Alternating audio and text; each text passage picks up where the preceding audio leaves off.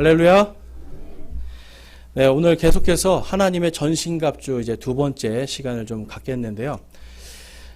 우리가 어떻게 보면 교회를 떠나면, 교회에서 이제 오늘 예배 끝나고 저 문을 나가면 그때부터 나 혼자 어떻게 보면 하나님의 전신갑주를 입어야 될 것 같은 막 이런 생각이 들잖아요.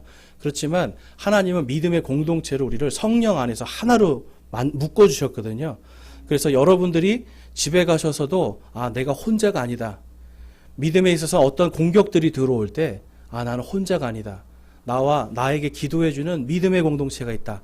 이것을 여러분들이 꼭 기억하시고 같이 기도 제목도 나누시고 또 저에게도 기도 제목 나누셔서 우리가 함께 성령 안에서 밖에서도 믿음의 군사들로 서고 교회 안에서도 믿음의 군사들로 잘 훈련받기를 주님의 이름으로 축원합니다. 우리가 이제 지난주까지 어떻게 보면 하나님의 전신갑주가 총 7가지예요. 어떻게 많은 사람들이 하나님의 전신갑주 그러면 이제 6개를 생각하는데 저는 거기 하나를 더 넣습니다. 거기 성경에 보니까 강건한 자가 되라 그래요. 강건한 자가 되라.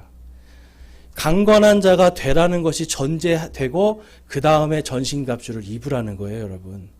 그러니까 그냥 우리는 여러분 생각할 때 그냥 무조건 무장만 하려고 자꾸 생각한단 말이에요. 무장만. 뭔가 믿음으로 막 무장을 하고 말씀의 검으로 막 빼서 휘두르고 막 이런 걸 생각하는데 여러분 아무리 좋은 무기를 줘도 내 몸이 강건하지 않으면 쓸 수가 없는 겁니다. 이번에도 월드컵에 보니까 어떤 선수들은 정말 잘하는데도 코로나에 걸리니까 뛰지를 못하잖아요. 그러니까 뭐든지 우리가 전쟁을 나가든 뭐 운동 경기를 하든 경기가 중요하지만 사실 경기를 뛰는 그 선수가 강건해야 돼요. 그래서 하나님은 지금 하나님의 이 예수 그리스도의 몸된 이 교회가 강건하기를 원하시는 거예요. 특별히 에베소 교회는 교리적인 공격이 있었습니다. 그래서 이 교리적인 공격을 한 사람이 이겨내는 것이 아니라 온 교회가 한 마음으로 한 몸이 되어서 하나의 전신갑주를 입고 함께 싸워라. 이 말씀이에요, 여러분. 그러니까 우리가 지금까지 저도 예전에 그랬어요. 하나님의 전신갑주 입어라 그러니까 도대체 나는 이거 어떻게 입어야 되지? 의의 흉갑은 뭐지 도대체? 믿음의 방편은 또 어떻게 들어야 되지? 말씀의 검 뽑으라는데 이거 어떻게 해야 되지?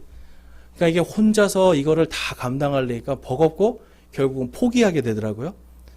그런데 하나님은 여러분이 전신갑주를 입어라가 개인에게도 주셨지만 공동체에게 주신 거예요. 그래서 우리 공동체가 함께 하나님의 전신갑주를 입어라. 이 말씀인 겁니다. 자, 우리 한번 지난주까지 우리 보면 우리 교회의 2022년 표어가 하나님의 전신갑주를 입어라 해서 에베소서 6장 11절 말씀으로 우리가 올 한 해를 계속해서 말씀과 기도로 지금 하나가 돼가고 있습니다. 우리 함께 에베소서 6장 11절 한번 읽어보겠습니다. 시작. 너희가 마귀의 간계들을 능히 대적하여 서기 위해 하나님의 전신갑주를 입으라. 자, 아멘. 그래서 하나님의 전신갑주가 뭔가 보니까 강건한 몸, 진리의 허리띠, 의의 흉갑, 화평의 복음을 예비한 신발, 믿음의 방패, 구원의 투구, 말씀의 검. 그래서 지난주까지는 강건한 몸과 진리의 허리띠, 의의 흉갑에 대해서 보았어요.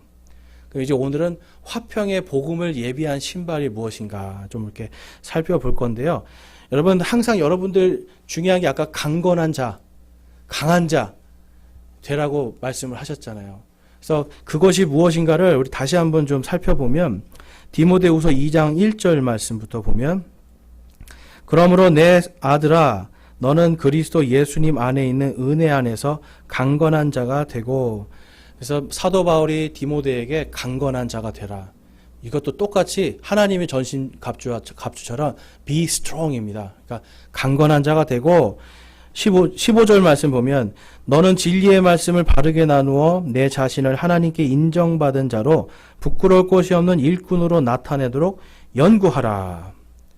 그래서 왜 이것을 우리가 강건한 자가 되려면 첫 번째로 진리의 말씀을 바르게 나눌 수 있어야 돼요. 지금 이 말씀을 왜 주냐면 지금 에베소 교회는요. 부활이 이미 지나갔다라는 사람들이 있었어요. 부활이 이미 지나갔고 또한 이 부활도 영적인 부활이라고 하는 사람들이 있었어요. 당시에 고린도 교회도 그렇고요. 모든 이 데살로니가 교회도 그렇고 당시의 이단들은 지금의 이단들과 전혀 다르지 않습니다. 전부 다 지금이 환란기다. 아니면 이제 지금이 마지막 때다. 이제 곧 천년왕국 온다. 그리고 부활은 영적인 부활이다. 이걸 가르쳤던 사람들이에요. 그래서 지난주에 오후에 우리 특강 들으신 분도 계시겠지만 특강 때문에 많은 분들이 연락이 왔습니다. 많은 분들이 전화를 해서 영적인 부활로 뭐 다 알았다는 거예요. 영적인 부활인 줄 알았는데 제가 하는 이 특강을 듣고 육적인 부활이 뭔지 알고 그 다음에 모든 이단들이 다 적그리스도의 영이라는 게 확실하게 드러났다는 거예요. 그래서 너무 감사하다고 여기저기서 막 전화가 왔어요.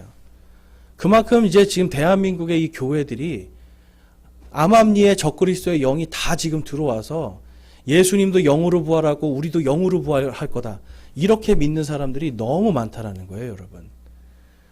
그런데 성경은 이 영적인 부활, 우리가 조금 이따가 보겠지만 정말 영적인 부활이 아니라 하나님 안에서 영적인 영광스러운 몸. 그렇지만 이게 진짜 뭐 영으로 영혼처럼 이렇게 흘러다니는 게 아니라 먹을 수 있고 만질 수 있고 함께 이야기하면서 함께 안을 수 있고 이러한 영광스러운 몸이라는 거예요. 여러분 이러한 영광스러운 몸을 소망하세요? 성경에 보니까 우리가 칭찬과 존귀와 영광으로 드러나리라 말씀해요. 드러나리라는 아직 부활이 안 됐다는 거잖아요. 부활이 여러분 아직 우리가 부활이 안 됐습니다. 왜 그러냐면 우리 얼굴이 아직은 칭찬과 존귀와 영광이 없어요. 네. 칭찬과 존귀와 영광은 여러분 어떤 얼굴일까요? 아마 이제 우리 청년들 보면 얼굴이 좀 칭찬할 만한 것들이 많이 있죠. 네. 젊고 뭔가 깨끗하고 하나님 뭔가 봐도 순수한 그런 아주 최고로 좋은 모습일 거란 말이에요. 그러한 영광스러운 몸으로 부활하는 그 날을 우리가 소망하고 있어요. 그런데 많은 사람들이 바로 이제 이 당시에 에베소 교회에 있었던 이 이단들이 뿌려놓은 이 영적인 부활이라는 것이 오늘날 우리나라 개신 교회 안에 이게 지배가 돼버리니까 그걸 듣고 전화를 하는 거예요. 처음 들어봤다고. 그러니까 여러분 이단들은 사실 다른 것이 아니라 바로 시대와 대상을 바르게 나누지를 못하니까 지금이 무슨 시대인지 이해를 못하는 거고 하나님의 말씀, 이 요한계시록에 있는 말씀이 유대인들을 향한 말씀들이 있거든요.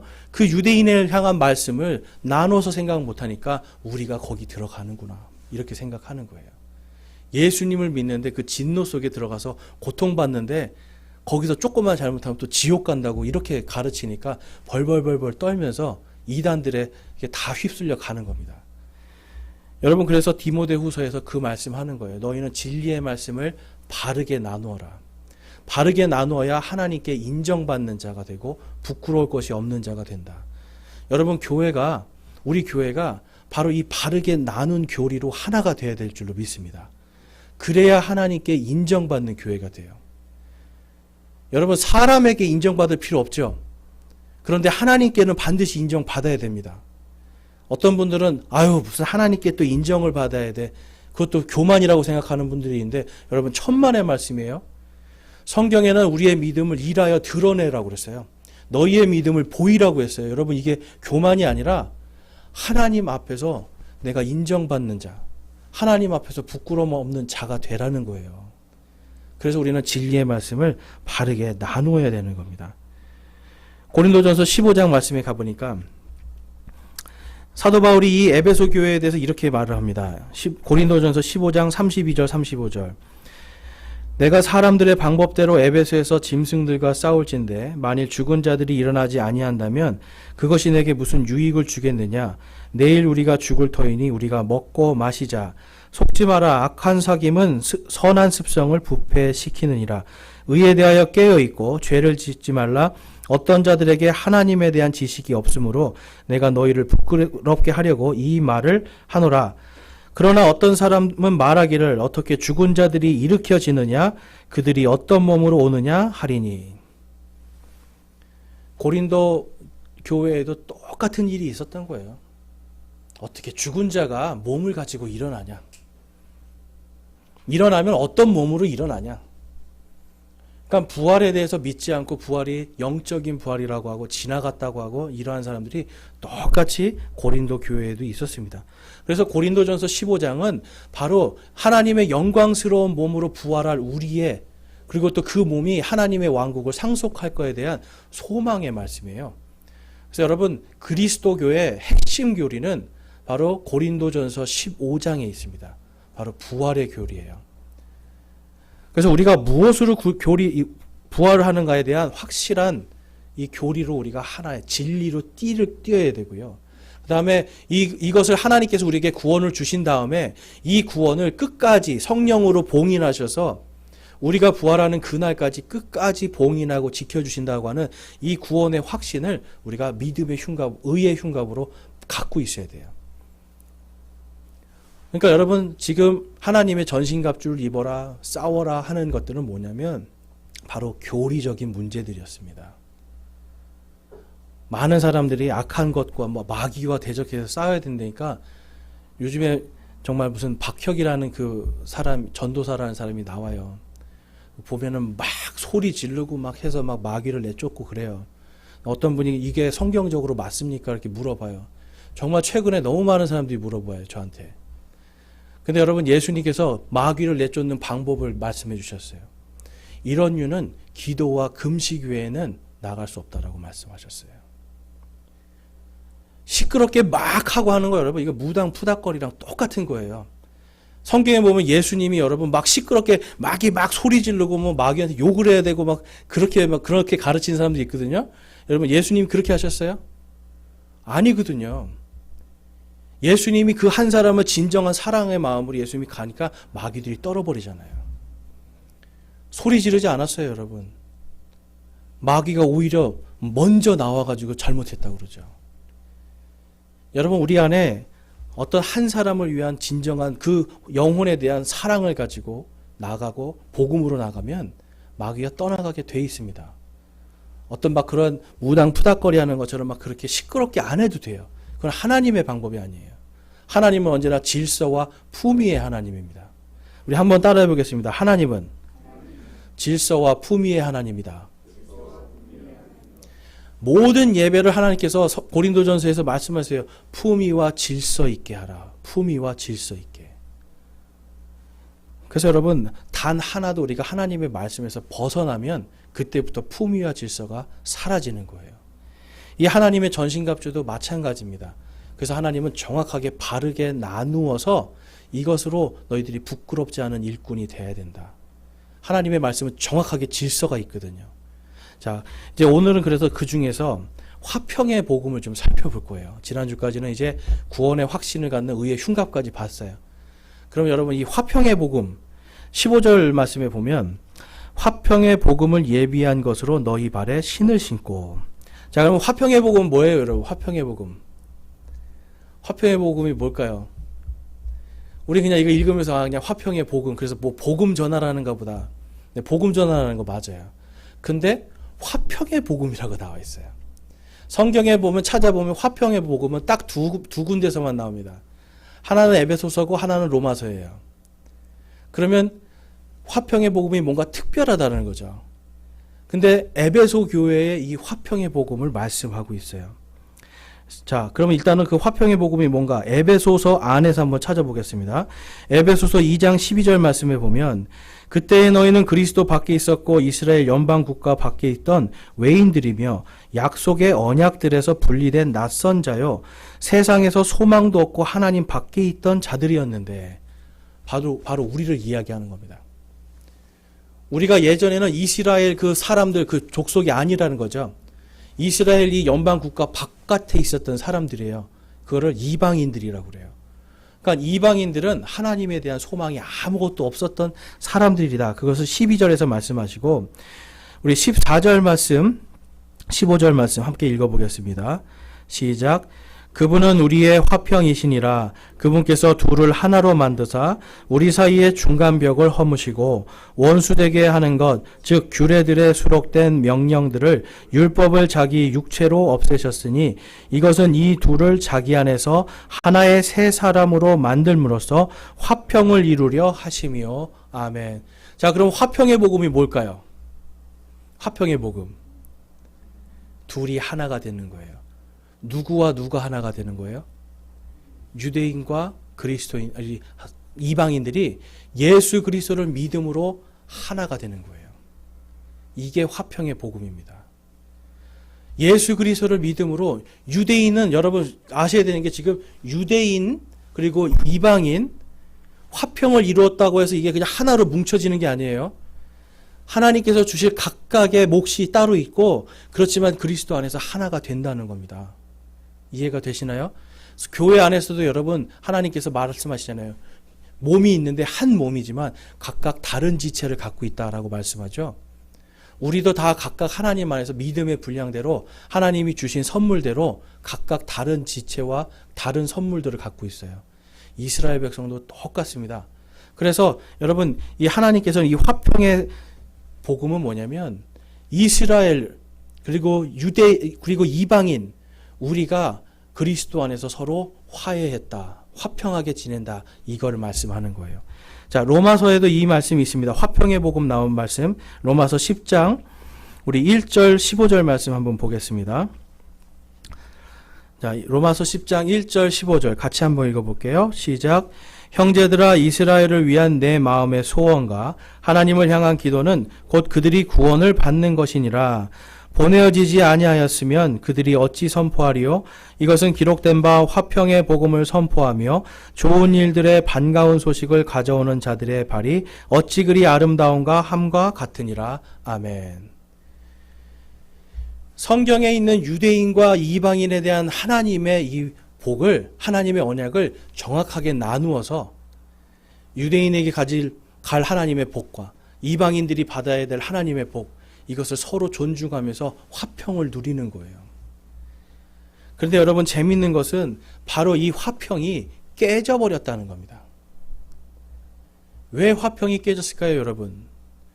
당시에 이 부활이 지나갔다. 영적인 부활이다. 이것을 주장하던 사람들이 뭘 주장하냐면 하나님께서 이스라엘 백성에게 약속하신 그 가나안 땅, 거기가 천국이고 우리가 그 가나안 땅을 소유해야 된다라는 이러한 새로운 교리가 생겼어요. 자, 여러분들 집을 누군가가 와서 아이고 이제 우리가 그리스도 안에서 하나 됐으니까 이제 당신 집 우리 다 같은 가족이니까 나 이제 당신 집에 가서 살겠소. 그러니까 어떠시겠어요? 우리 집은 좁으니까 당신 집 넓으니까 거기 가서 내가 살겠습니다. 어이구 들어오십시오. 여러분 물론 하실 분도 있겠지만 대부분은 부담되죠. 이거 내 집인데? 여러분 바로 이러한 것들이었어요. 영으로 부활한다. 내가 무언가 이제 이스라엘이 받을 그 복을 우리가 받았다. 이러한 것들을 주장하는 사람들 때문에 화평이 깨져버리는 겁니다. 실제로 그것을 주장한 사람들이 이제 나중에 만든 종교가 천주교예요, 여러분. 천주교에서 핵심 교리는 이스라엘이 받을 복을 우리가 받았다라는 거예요. 가나안 땅이 바로 하나님의 축복의 땅이고 하나님께서 가나안 땅을 교회에게 주시겠다라고 하는 그 가나안의 복이 교회에게 임했다. 이스라엘을 우리가 대체한다라고 하는 이것이 그들의 핵심 교리예요. 그래서 여러분 역사상 유대인을 가장 많이 죽인 사람들이 천주교입니다. 로마 천주교. 십자군 운동 때 가서 이스라엘 땅을 점령하겠다고 가서 학살을 했죠.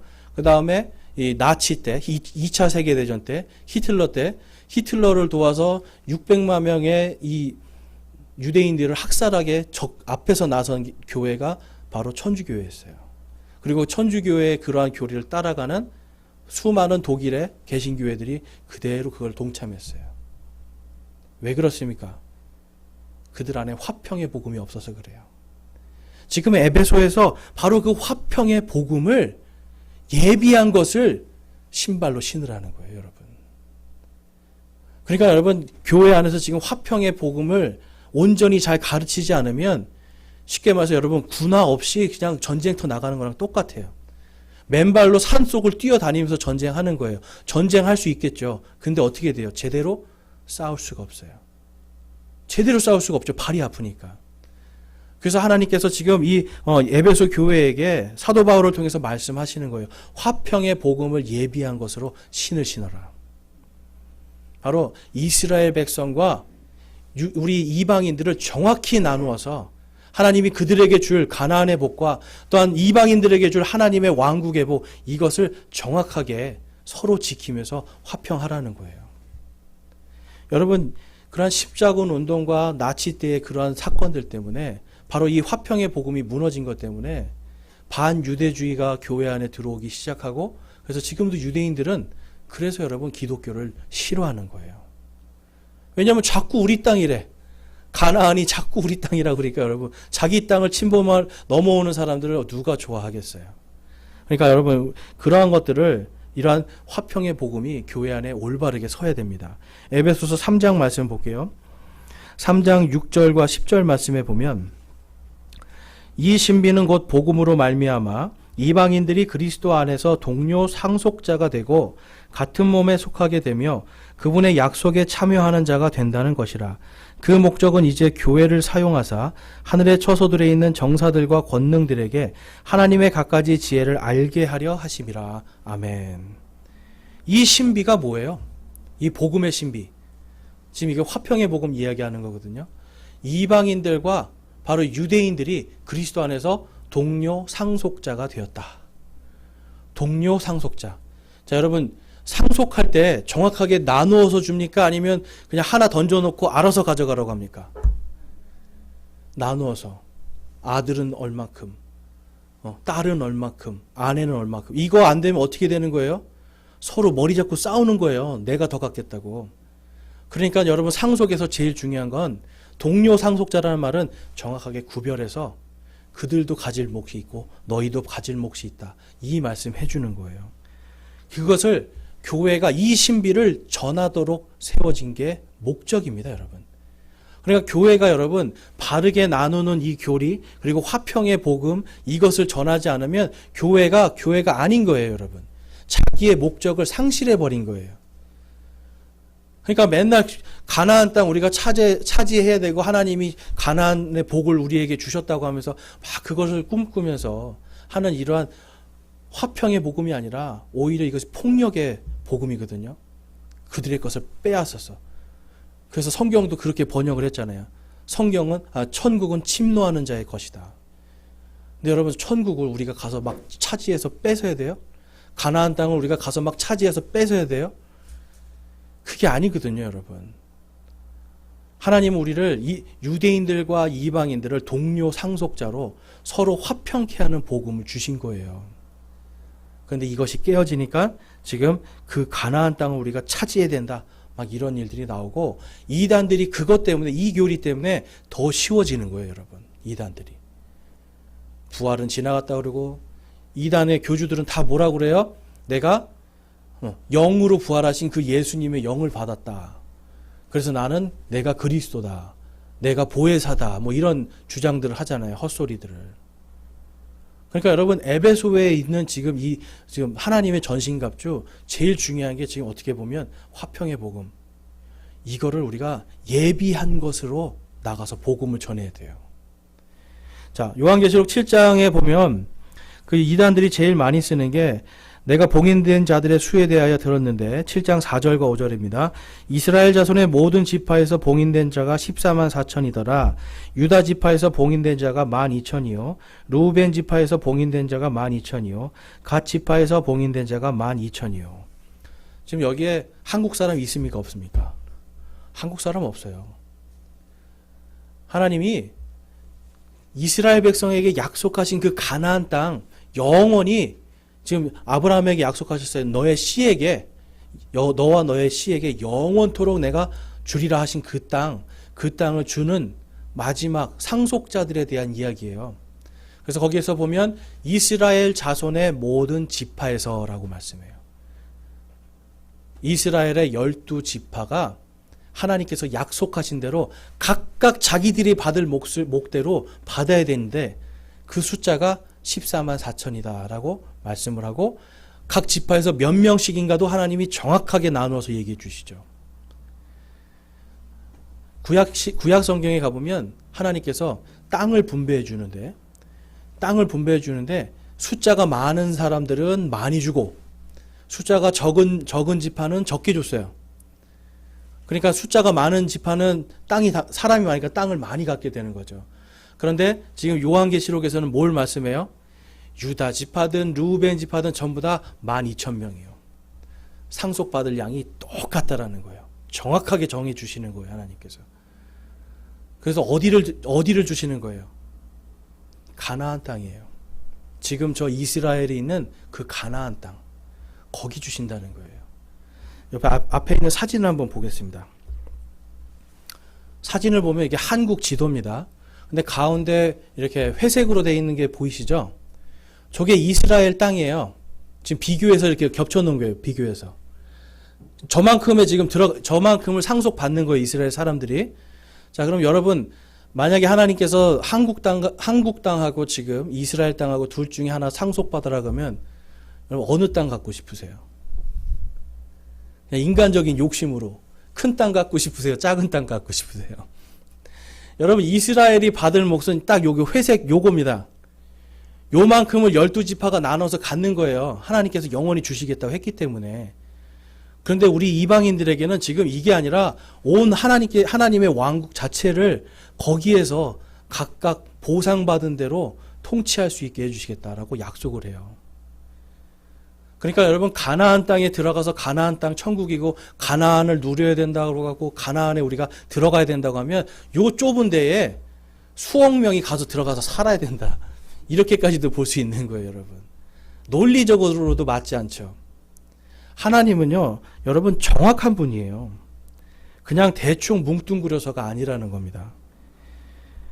그래서 우리는 하나님의 말씀 속에서 지금 뭘 아셔야 되냐면 화평의 복음이 무엇인가.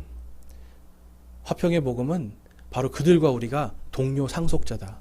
이스라엘 백성들은 가나안 땅을 상속받을 것이고요. 우리는 하나님께서 예비하신 요한계시록 20장, 21장에 가보면 요한계시록 21장이죠. 21장에 가보면 새 예루살렘이 나와요. 새 예루살렘을 너희에게 주겠다. 그러니까 하나님께서 우리에게 주실 이 새 예루살렘은요. 보니까 대한민국 남한의 57배에 되는 면적이 한쪽 면이에요. 한쪽 면. 남한 전체의 57배가 되는 면이 한쪽 면이에요. 어마어마하게 큰 땅을 지금 하나님께서 새 예루살렘으로 너희 이방인들에게 상속해 주겠다라고 약속을 해요.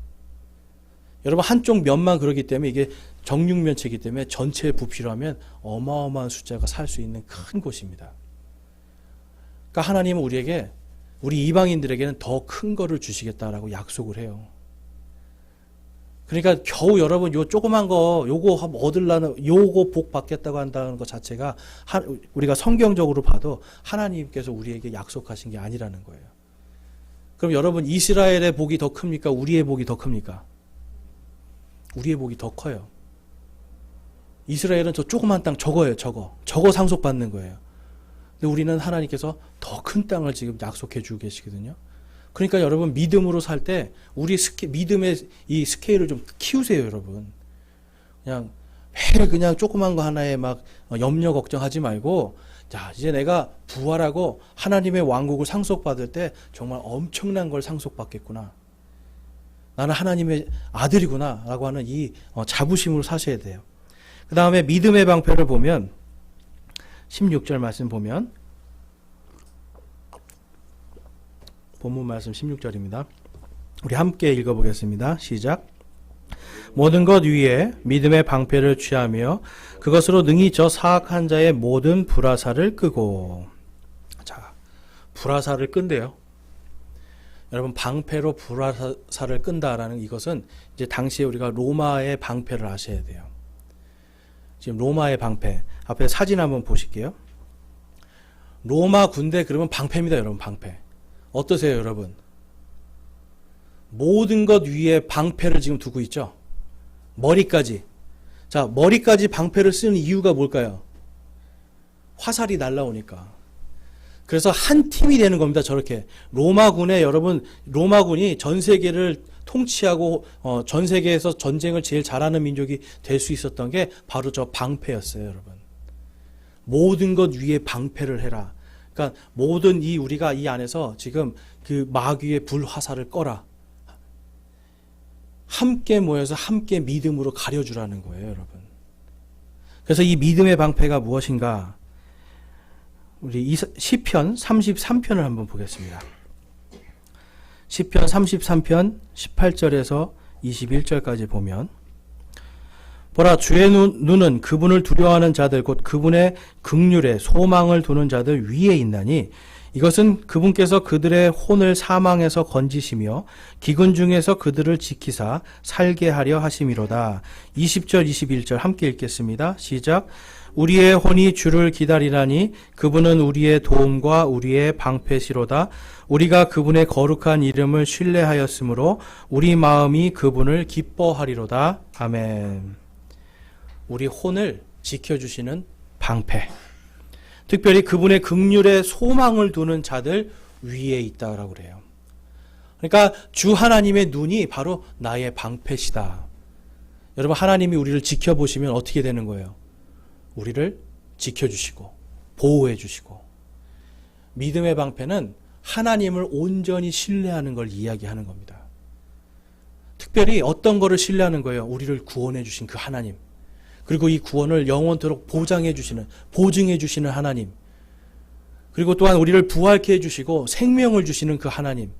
그래서 부활에 대한 이 교리들, 하나님의 왕국에 대한 교리들, 이러한 모든 것들, 이 교리 안에서 이것을 확실하게 붙드는 그것이 바로 믿음의 방패예요, 여러분. 그래서 여러분, 이 믿음의 방패에 대해서 우리가 좀 계속해서 좀 살펴보면, 이제 요한일서 4장 말씀 한번 보겠습니다. 요한일서 4장 3절과 6절을 보면, 예수 그리스도께서 육체 안에 오신 것을 시인하지 아니하는 영마다 하나님께 속하지 아니하였나니 이것이 적그리스도의 그 영이라. 그것이 오리라는 말을 너희가 들었거니와 그것이 지금 이미 세상에 있느니라. 우리는 하나님께 속하였은즉 하나님을 아는 자는 우리의 말을 듣고 하나님께 속하지 아니한 자는 우리의 말을 듣지 아니하나니 이로써 우리가 진리의 영과 오류의 영을 아느니라. 아멘. 믿음의 방패는 바로 이 오류의 영들을 막아내는 거예요. 한마음이 돼서 이 하나님께서 우리에게 주신 이 육체 안에 오신 예수님. 근데 여기 보면 영어에 뭐가 돼 있어요, 여러분? 영어로 보면 is come, 현재라는 얘기예요, 지금. 그러니까 예수님이 옛날에 부활하셨다 그러면 과거형이 되잖아요. 그렇죠? 그런데 예수님이 살아계신다 그러면 현재형이잖아요. 지금 예수님이 살아계신, 지금 바로 육체 안에 부활하신, 부활의 몸으로 계신 바로 그 예수님을 시인하지 아니하는 영마다 전부 다 적그리스도의 영이다. 그러니까 예수님이 영으로 부활했다 그러면 무슨 영이에요? 적그리스도의 영이에요. 예수님의 영이 나에게 들어와서 내가 예수가 됐다 그러면 그게 바로 적그리스도예요, 여러분. 그런데 지금 사도 요한은 요한일서에서 지금 그것이 이미 들어왔다라고 얘기해요. 왜 그러냐면 사도 요한이 에베소 교회를 중심으로 사역을 하고 있었거든요. 그러니까 사도 요한은 이 요한계시록을 쓸 때만 반모섬으로 유배가 됐지 그전에는 에베소 교회에 있었어요. 그러니까 당연히 에베소 교회에 있는 이 부활을 잘못 가르치는 가짜 교리들, 그것을 알고 있는 거죠. 그래서 누구든지 예수님이 육체 안에 오신 것을 시인하지 않는, 그것을 부인하는 자마다 전부 다 적그리스도다라고 강력하게 이야기하는 거예요. 그래서 믿음의 방패로 바로 진리의 영과 오류의 영, 가짜 영들이 이 적그리스도가 쏘는 이 불화살들을, 이 교리의 잘못된 불화살들을 함께 막아라, 이 말씀이에요. 여러분, 이거를 저와 여러분이 혼자서 공부하고 혼자서 이거 하려면 엄청난 시간이 듭니다. 그런데 하나님께서 저를 여기 세우신 거예요. 그래서 저를 통해서 여러분들이 그것을 같이 배우고 같이 나누고 함께 그거에서 하나가 돼야 돼요. 그래서 아까 우리가 본 로마 군인들처럼 함께 믿음의 방패로 모든 것 위에 바로 부활의 소망과 부활에 대한 정확한 교리들, 예수 그리스도의 부활에 대한 정확한 교리들, 앞으로 지금 이 시대와 다가올 시대에 대한 정확하게 바르게 나눈 이 교리들, 이러한 것들로 우리의 믿음의 방패를 삼아야 되는 거예요. 그래야 우리가 마귀들을 대적할 수가 있습니다. 그리고 이미 저 당시도 그렇고 지금도 그렇고 이미 그 적그리스도의 영이 활동하고 있어요, 여러분. 단지 이단뿐만이 아닙니다, 여러분. 이미 그것이 활동하고 있어서 우리가 그러한 것들을 맞서 싸워야 된다는 거예요. 잠언 30장 말씀 한번 보겠습니다. 잠언 30장 4절에서 6절까지 말씀인데요. 하늘에 오르신 분이 누구냐? 혹은 내려가신 분이 누구냐? 바람을 자기 주먹 안에 모으시는 분이 누구냐? 물을 옷에 싸신 분이 누구냐? 땅의 모든 끝을 굳게 세우신 분이 누구냐? 그분의 이름이 무엇이며 그분의 아들의 이름이 무엇인지 내가 말할 수 있느냐? 5절과 6절 우리 보이시는 분들 함께 읽어보겠습니다. 시작. 하나님의 모든 말씀은 순수하며 그분은 자신을 신뢰하는 자들에게 방패가 되시느니라. 너는 그분의 말들을 더하지 말라. 그분께서 너를 책망하실 터인즉 내가 거짓말쟁이로 드러날까 염려하노라. 아멘. 하나님의 말씀은 순수하다. 그러니까 여러분, 순수하다라는 걸 이 글자 말씀들 하나하나가 전부 다 순수하다는 말씀이에요. 예수님도 말씀하셨죠. 1.1핵도 결코 변하지 않겠다. 단 하나도 변하지 않도록 보존하시겠다고 약속을 하고 있는 거예요. 그래서 이 하나님의 순수한 말씀에 지금 당시에 있던 사람들은 더하려고 그래요. 부활이 0으로 갔다. 뭔가 하나님의 말씀을 좀 빼려고 그래요. 그러니까 하나님의 말씀을 지금 어그러뜨리는 자들이 당시에 있었다라는 거죠. 지금 잠언 기자가 이것을 왜 쓰는 거예요? 그 당시에도 그런 자들이 있었다라는 거예요. 하나님의 말씀을 변개하려는 자들. 그러니까 순수한 하나님의 말씀을 글자로 기록된 그것을 그대로 믿으라는 거예요, 여러분. 여기 어떤 다른 영적인 것들을 여러분 분명히 영적으로 해석해야 되는 부분이 있어요. 그거는 성경에 분명히 영적인 부분인 걸 알려주세요. 그렇지만 그 나머지 것들은 순수한 말씀 그대로 우리가 지키고 행하면 되는 거예요. 말씀을 그대로 받아들이면 되는 거예요. 그런데 자꾸만 여기에 다른 것들을 더하는 자들 때문에 그들은 다 무엇으로 드러난다는 거예요? 거짓말쟁이로 드러난다. 그래서 우리가 하나님의 이 말씀을 순수하게 믿고 하나님이 기록하고 보존하신 이 말씀을 있는 그대로 받아서 그 말씀 그대로 우리가 화평의 복음도 전하고 이 말씀 그대로 우리가 교리들로서 악한 교리들을 우리가 올바른 교리로 악한 교리들을 막아내는 이러한 것들을 할 때 우리가 믿음의 방패로 승리할 수 있게 되는 겁니다. 그래서 여러분 악한 교리들의 불화살 바로 하나님의 이 순수한 말씀 보존하신 이 말씀을 우리가 잘 이것을 끝까지 지키는 거예요. 그럴 때 우리 안에 이 믿음의 어떤 불화살이 와도 다 끌 수가 있는 겁니다. 그 다음에 구원의 투구를 좀 한번 살펴볼게요. 구원의 투구 우리 오늘 본문 말씀 17절에 보면 구원의 투구 성령의 검 곧 하나님의 말씀을 취하라. 여러분 데살로니가전서 5장 8절에도 동일한 말씀이 있는데요. 그러나 낮에 속한 우리는 정신을 차려 믿음과 사랑의 흉갑을 입고 구원의 소망을 투구로 쓰자. 아멘.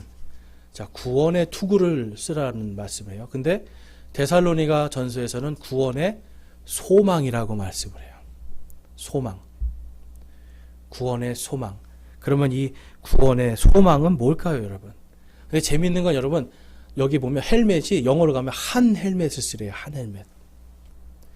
구원에는 여러분 다른 것이 있는 것이 아니라 오직 하나입니다. 교회의 머리는 오직 예수 그리스도 한 분이시잖아요. 우리의 믿음에도 오직 예수 그리스도 한 분의 투구만 쓰면 되는 거예요. 그리고 아까 잠언 말씀해 보니까 예수님이 바로 그 우리를 구원해 주실 분이 누구시냐? 하늘에 올라가신 분이 누구고 내려가신 분이 누구고 그분의 이름이 뭐냐라고 할 때 하나님의 모든 말씀이다라고 5절에서 말씀을 해요. 잠언 말씀에서. 그러니까 우리에게는 오직 한 분 하나님의 말씀 예수 그리스도밖에 없다라는 걸 알 수 있어요. 자, 그렇다면 데살로니가전서 5장에서 말한 이 구원의 소망이 무엇인가? 4장 13절에서 14절에 보니까 그러나 형제들아 잠자는 자들에 관하여 너희가 모르기를 내가 원치 아니하노니 이것은 너희가 아무 소망 없는 다른 사람들 같이 슬퍼하지 아니하게 하려 함이라. 14절 말씀 우리가 하나님 예수님께서 죽으셨다가 다시 일어나셨음을 믿을진데 그와 같이 예수님 안에서 잠자는 자들도 하나님께서 그분과 함께 데려오시리라. 자, 그러면 13절에서 말하는 소망이 무엇인가요? 바로 부활의 소망입니다. 데살로니가 교회도 똑같이 영으로 부활했다라는 자들이 있어서 사람들을 불안하게 했어요. 그런데 사도 바울은 데살로니가 사람들에게 나에게도 그렇고 너희에게도 그렇고 한 가지 소망이 있다. 그것은 우리가 예수 그리스도와 같이 바로 죽은 자들 가운데서 살아나는 바로 그 부활이다. 그래서 구원의 투구는 바로 부활의 소망을 말씀하고 있는 겁니다. 계속해서 16절 한번 볼게요. 4장 16절.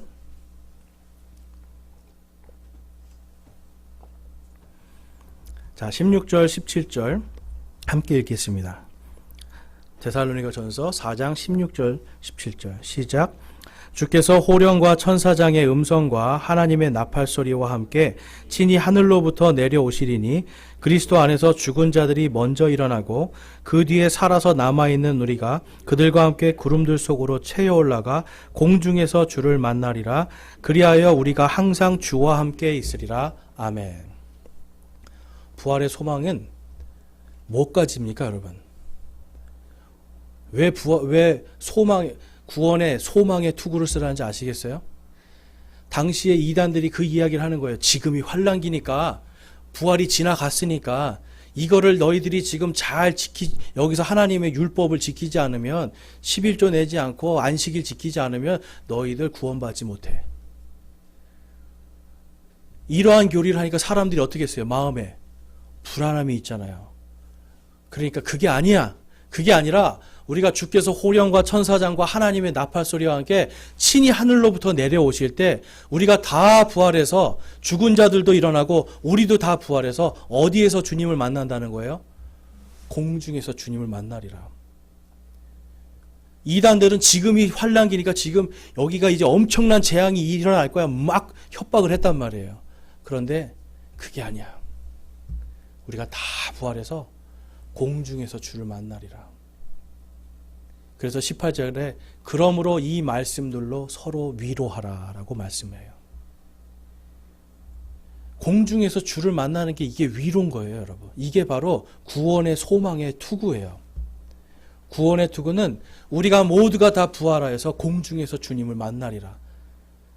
부활이 이미 지나갔다고 하는 자들의 그러한 헛된 교리에 불안해하지 말고, 지금이 환란기라고 하는 헛된 교리에 불안해하지 말고, 우리가 다 부활하여서 예수님께서 우리를 이리 오너라 할 때 우리가 다 올라가서 그때 공중에서 주님을 만날 테니 이제는 불안해하지 말고 서로 위로하라. 여러분, 이것이 구원의 투구입니다. 그러니까 구원의 투구는 막연했는데, 그렇죠? 구원의 투구니까 좀 지키라는, 마음과 머리의 생각을 지키라는 건가? 예전에 어떤 책을 보니까 그런 얘기 하더라고요. 구원의 투구는 생각과 마음을 지키는 거래요.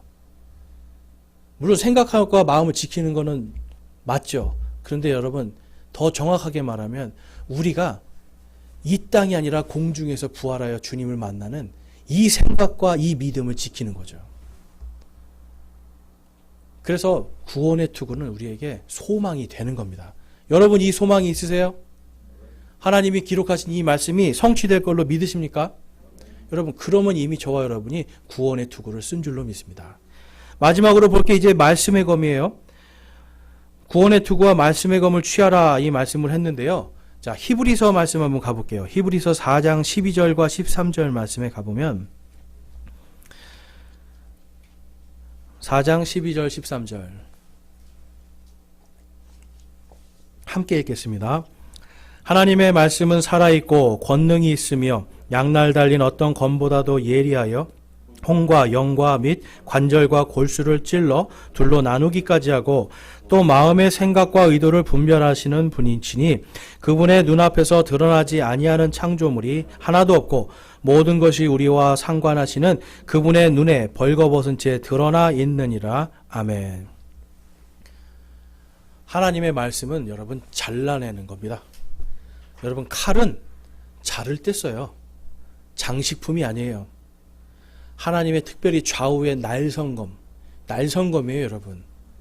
날이 설라면 어떻게 돼요? 칼을 갈아야죠.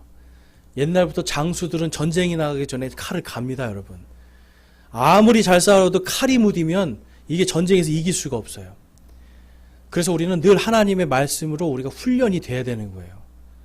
제가 계속 성경 공부나 이런 거 여러분들 자꾸 오시라고 하는 이유가 바로 이 좌우의 날선 검처럼 우리가 신약과 구약을 날석에 아주 그냥 날카롭게 갈아서 교리의 이 칼로 정확하게 악한 교리, 오류의 영들을 갈라서 둘로 쪼개버려야 되는 거예요, 여러분. 제 말이 너무 격한가요, 여러분? 근데 여러분, 악한 거는 하나님의 이 말씀으로 완전히 둘로 쪼개서 나눠야 돼요. 그래서 무엇이 악한 것이고 무엇이 옳은 것인지 분명하게 하라. 이것이 말씀의 검입니다, 여러분. 그래서 말씀의 검을 우리가 갖도록 함께 공동체가 함께 힘을 모아야 돼요. 그렇지 않으면 누구는 날 서 있는데 누구는 무디어 있고 여러분 이러면 안 된다는 거예요. 쉽게 말해서 나는 날이 서 있는데 날이 이렇게 쭉 돼 있는데 여기까지는 날카로운데 여기서 이가 하나 툭 빠져버려요. 쭉 날카로운데 이가 하나 툭 빠져버려요. 이 칼로 뭘 썰 수 있겠어요, 여러분? 우리가 서로가 서로를 위해서 하나님의 이 말씀의 검으로 서로 단련할 때 하나님께서 우리가 날카로운 검으로 마귀들의 모든 이러한 악한 교리들을 둘로 나눠 쪼개어서 그들의 부끄럽고 벌거벗긴 것들이 다 드러나게 해버려야 돼요. 여러분, 교회는 이거 하는 데입니다. 와서 예배만 드리고 와서 평화롭다, 기쁘다 가는 이런 거 좋아요, 여러분. 그것도 하셔야 돼요. 주님이 주시는 평안이니까.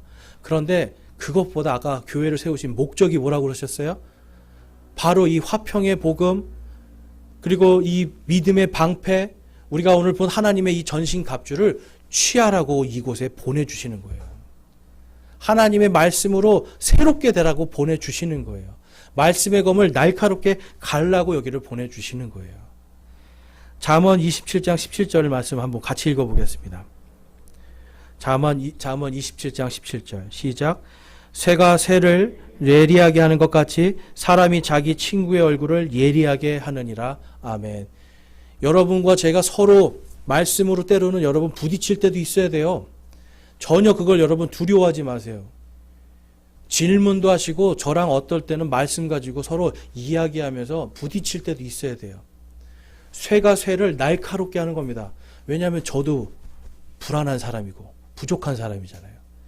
가르치고 서로 질문하고 때로는 그러면 우리가 한 주 동안 생각해 봅시다. 서로 연구하고 이게 쇠가 쇠를 서로 갈아가지고 날카롭게 하는 거예요, 여러분.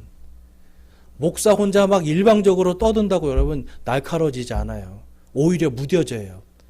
힘이 없는 교회가 돼요. 여러분이 저와 함께 같이 말씀으로 서로 쇠가 쇠를 날카롭게 하는 이 일을 해야 되는 겁니다. 하나님께서는 에베소 교회에게 바로 그걸 하라는 거예요. 이제 교리를 다 알았지?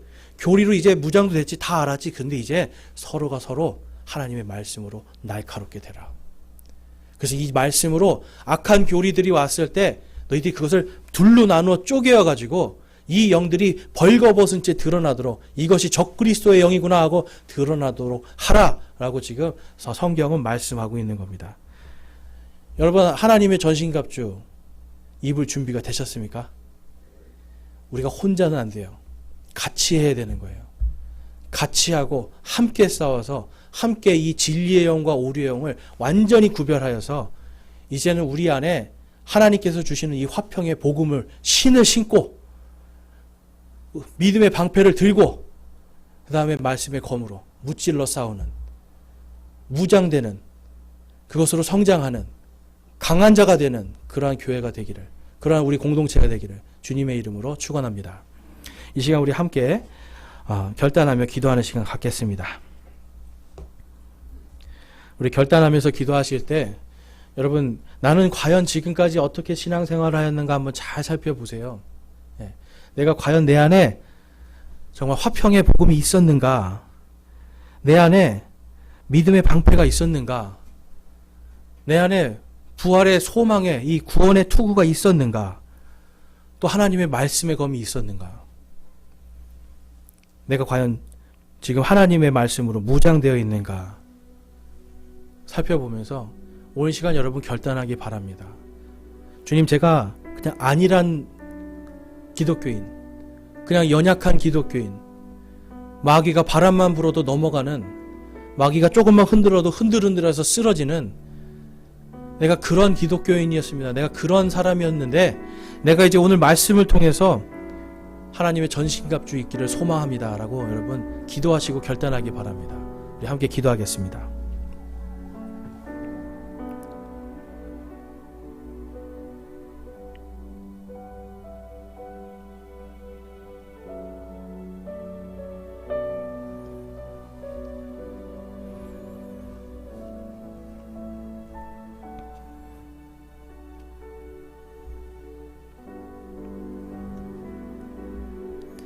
오늘 말씀을 통해서 내가 이제 하나님 안에서 이 믿음의 공동체를 강한 자로 설 수 있는데, 설 수 있도록 저도 강한 자로 서기를 소망합니다. 저도 하나님의 전신갑주로 무장하고 우리 연서 제1침례교회의 이 믿음의 공동체가 함께 무장하는데 저도 함께 동참하고 함께 싸우겠습니다 하시는 분들 우리 손을 들어 하나님께 우리의 마음을 드리겠습니다. 내가 이제는 하나님의 전신갑주로 온전히 무장하는 자로 강한 자로 서고 이 공동체가 예수 그리스도의 강력한 군사로 서는데 내가 앞장서고 함께 하겠습니다 하시는 분들 우리 손을 들어 하나님께 마음을 드리겠습니다. 감사합니다. 손 내려주시고, 내가 지금까지 정말 대충 믿었는데 이제는 내가 하나님의 말씀을 온전히 바르게 나누어, 진리의 말씀을 바르게 나누어 하나님께 인정받는 자로 살기를 소망합니다 하시는 분 우리 손을 들어 하나님께 마음을 드리겠습니다. 내가 이제는 부끄러운 믿음이 아니라 하나님 앞에 인정받는 자로 살기를 소망합니다 하시는 분들 손을 들어 하나님께 마음을 드리겠습니다. 감사합니다. 손 내려주시고, 여러분들께서 지금 결단하신 그대로 하나님께서 인도하시고 성령님께서 여러분 한 사람 한 사람을 강한 자로 거듭나게 해주시길 주님의 이름으로 축원합니다. 아멘.